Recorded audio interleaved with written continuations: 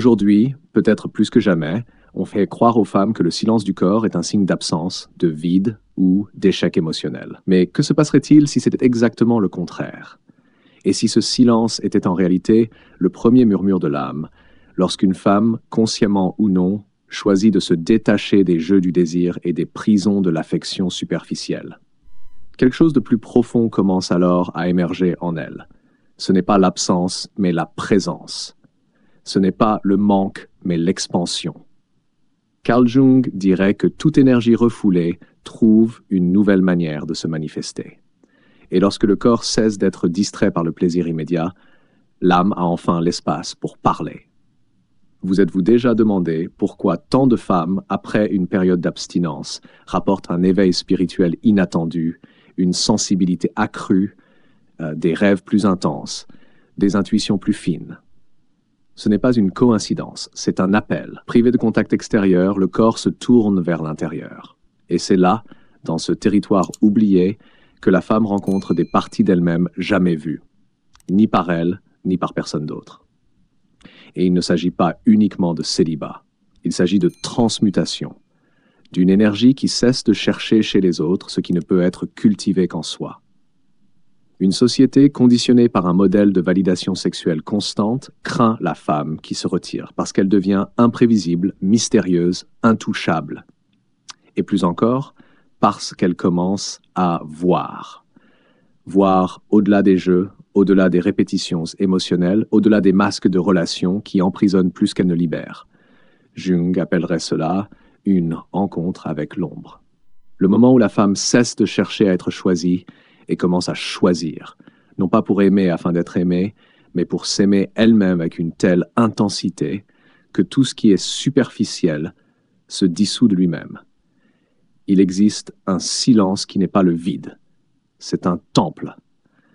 Et quand le corps s'arrête, c'est que l'âme s'apprête à allumer une lumière qui dérange. Une femme qui vit sans sexe ni relation n'est pas morte à l'intérieur. Elle est peut-être plus vivante que jamais. Ce qui ressemble à une absence est en réalité une abondance de présence intérieure. Ce qui semble être de la solitude est une communion profonde avec quelque chose qu'aucune passion ne peut atteindre. C'est dans cet espace que s'éveille l'archétype de la femme sauvage, celle qui renoue avec sa sagesse ancestrale, son instinct pur, le féminin qui n'a pas besoin d'un public. Pouvez-vous le sentir? Cet appel n'est pas pour tout le monde. Il est pour ceux qui sont lassés d'échanger leur essence contre de fausses connexions, pour ceux qui comprennent que ce qu'ils cherchent ne se trouve pas dans le lit de quelqu'un, mais dans une rencontre radicale avec eux-mêmes. Et si vous êtes arrivé jusqu'ici, vous êtes peut-être plus proche de ce voyage que vous ne le pensez. Oui, le corps se tait, mais ce n'est pas de la faiblesse. C'est la force qui se retire pour devenir puissance. Et quand l'âme commence à parler, il n'y a plus de retour possible, parce qu'une femme qui a entendu son âme ne se satisfera plus jamais du faible volume d'un amour ordinaire. Il arrive un moment dans la vie de chaque femme où le bruit du monde devient insupportable, pas le bruit extérieur, mais le murmure intérieur des attentes qui ne sont pas les siennes, des désirs qu'on lui a appris à ressentir, des affections imposées comme des vérités absolues. Et c'est dans cet épuisement profond, presque invisible pour les autres, que commence le voyage de retour à elle-même. Carl Jung a dit « Tout ce que nous nions en nous-mêmes revient comme destin ». Et c'est peut-être pour cela que lorsque le corps choisit le silence, ce n'est pas un échec. C'est le signe que quelque chose de plus grand tente d'émerger. La femme qui commence à se retirer des impulsions anciennes sans toujours comprendre pourquoi entend déjà un appel silencieux. Un appel qui ne vient pas de la chair, mais de l'âme. Et même sans le savoir, cette femme commence à ressentir un désir sans nom. Ce n'est pas la nostalgie d'un homme, d'un contact ou d'une nuit, c'est la nostalgie d'elle-même pour un endroit qu'elle n'a pas encore atteint, mais qu'elle sait exister. Dans ce contexte, l'abstinence n'est pas une punition, c'est un portail. Et en le traversant, elle commence ce que Jung appelait le processus d'individuation, un chemin radical vers la plénitude, où elle laisse derrière elle les projections faites sur les autres pour enfin se reconnaître. Le vide qui apparaît n'est pas l'absence, c'est un espace préparé pour qu'une vérité plus authentique naisse. C'est dans cet espace que les souvenirs font mal autrement. Non plus comme des blessures, mais comme des indices d'une histoire plus vaste. Les relations passées, les nuits terminées en larmes, les cycles répétés sans explication, tout commence à prendre un sens nouveau. Car la femme qui embrasse le silence ne se retire pas de la vie. Elle réécrit son histoire depuis une nouvelle perspective. Son moi intérieur observe les émotions comme des miroirs symboliques, reflets d'un inconscient qui avait toujours parlé, mais que le bruit du désir avait étouffé. Peu à peu, elle découvre qu'elle n'a plus besoin d'applaudissements ni de validation extérieure, que sa valeur ne dépend pas du regard sur son corps, mais de la profondeur avec laquelle elle peut tenir la présence de son âme en silence. C'est alors qu'une force presque mystique émerge, la force de la femme qui n'a plus besoin d'être choisie. Et c'est là que le monde commence à la craindre, parce qu'il ne sait pas quoi faire d'une femme qui a cessé de mendier l'amour. Elle devient entière, et donc dangereuse, pour tout ce qui ne vit qu'à moitié. Et lorsque cette femme réalise que son énergie vitale n'est pas endormie, mais simplement retirée, elle entre dans un nouvel état de conscience. Un état sans urgence, où il n'y a rien à prouver. Car le silence du corps n'est pas une punition. C'est un langage que seuls ceux qui ont le courage d'habiter leur propre profondeur peuvent comprendre. Jung appellerait cela une réconciliation avec l'inconscient féminin, une reconnexion avec des symboles anciens, enfouis sous des siècles de répression. Et cette réconciliation ne passe pas par les mots, mais par la présence. Cette femme commence à peine à émerger. Mais le voyage n'est pas doux. Un malaise invisible s'installe, une angoisse sourde qui la ronge de l'intérieur. Car lorsqu'une femme s'éloigne du désir immédiat, du contact familier, de la présence d'un autre corps à ses côtés, elle s'éloigne aussi de tout ce qui, autrefois, lui donnait le sentiment d'appartenir. Et ce qui reste, au début, c'est un vide brutal, comme si le monde ne reconnaissait plus son existence, comme si son absence du jeu du désir l'avait rendue invisible. Jung dirait que c'est le début de la rencontre avec l'ombre, cette part d'elle-même qu'elle a réprimée pendant des années, qui a survécu dans l'adaptation, assoiffée de validation, mais qui refuse désormais de faire semblant. À ce moment-là, elle commence à se demander si elle a eu tort. Si elle devient folle, si elle perd son temps, sa jeunesse, ses opportunités, parce que la société hurle que le temps d'une femme est court, qu'elle doit agir, conquérir, être désirée, répondre aux attentes, et soudain, elle n'a plus de place nulle part. Elle n'est plus amante, ni épouse, ni muse, ni petite amie. Elle est juste elle-même. Et cela fait plus mal que tout. L'abandon, le silence, l'abstinence commencent à ressembler à une punition. Mais ce n'en est pas une. C'est une épreuve. Un voyage symbolique que seules les âmes préparées peuvent endurer. Les tentations surgissent, les anciens schémas frappent à la porte, les invitations faciles réapparaissent. Tout semble vouloir la tester. Et le plus cruel, c'est que personne autour d'elle ne comprend. Ses amis l'interrogent, sa famille lui suggère de sortir plus, de ne pas s'isoler. Mais ce n'est pas de l'isolement, c'est de l'immersion. Et tout le monde n'est pas prêt à voir quelqu'un plonger, tandis que le monde flotte à la surface. Jung voyait cela comme une étape inévitable de l'individuation, le moment où l'ego panique parce qu'il perd le contrôle et que l'âme prend doucement les commandes. C'est dans ce désespoir silencieux que beaucoup abandonnent, retournent aux anciens schémas, acceptent l'amour tiède, se persuadent qu'avoir quelque chose vaut mieux que rien. Mais la femme qui reste, même au milieu des larmes, des doutes, des nuits sans réponse, est façonnée par quelque chose de plus grand qu'elle-même. Elle est appelée à briser le cycle. Et les cycles ne sont pas brisés par la force, ils sont brisés par la conscience. La tension qu'elle ressent n'est pas un signe d'erreur, mais de transition. Le cocon se resserre juste avant que le papillon ne naisse, et c'est cela, ce qui se passe. Un nouvel être est en gestation dans l'obscurité sacrée du silence. Au fond d'elle-même, elle le sait, même si elle ne peut l'expliquer, même si elle craint d'être seule, incomprise, trop profonde pour être rejointe. Mais il y a une voix qui ne crie pas, mais insiste, une présence qui ne se montre pas, mais accompagne.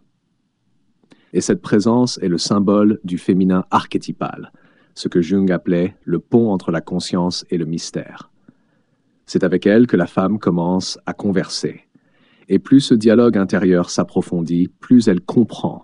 Son corps n'est pas en pause, il est en rituel. Un rituel que le monde moderne a oublié, mais que son âme n'a jamais cessé de connaître. Et alors quelque chose change subtilement, presque invisible, mais réel. Une compréhension nouvelle commence à germer. Ce qui autrefois était agitation devient questionnement profond. Pourquoi ai-je toujours eu besoin de me sentir désirée pour me sentir vivante? Pourquoi l'absence de l'autre me semble-t-elle insupportable? Qu'est-ce qui, en moi, se nourrit encore du regard des autres pour exister? Car la femme qui garde le silence ne quitte pas la vie. Elle réécrit son histoire depuis un point de vue nouveau, intime, plus libre. Son moi intérieur commence à observer ses émotions, comme des miroirs symboliques d'un inconscient qui avait toujours parlé, mais que le bruit du désir avait rendu inaudible. Peu à peu, elle découvre qu'elle n'a plus besoin d'applaudissements, ni de validation extérieure. Que sa valeur ne réside pas dans le désir qu'elle inspire, mais dans la force avec laquelle elle maintient la présence de son âme en silence. C'est alors qu'une force presque mystique naît, la force de la femme qui n'a plus besoin d'être choisie. Et c'est là que le monde commence à la craindre, car il ne sait pas quoi faire d'une femme qui a cessé de quémander de l'amour. Mais la femme qui persiste, même à travers les larmes et les doutes, est façonnée par quelque chose de bien plus grand qu'elle. Elle est appelée à briser le cycle. Et les cycles ne se brisent pas par la force, mais par la conscience. La tension qu'elle ressent n'est pas une erreur, mais une transition. Le cocon se resserre avant que le papillon ne naisse. Et c'est cela ce qui se passe. Un nouvel être est en gestation, dans l'obscurité du silence. Au fond d'elle-même, elle le sait.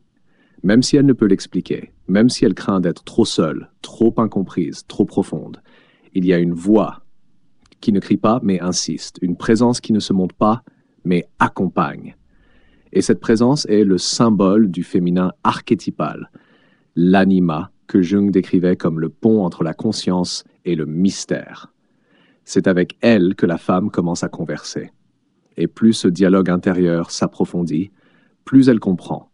Son corps n'est pas en pause. Il est en rituel, un rituel oublié par le monde moderne, mais que son âme a toujours su suivre. Et puis, quelque chose change subtilement, presque imperceptiblement.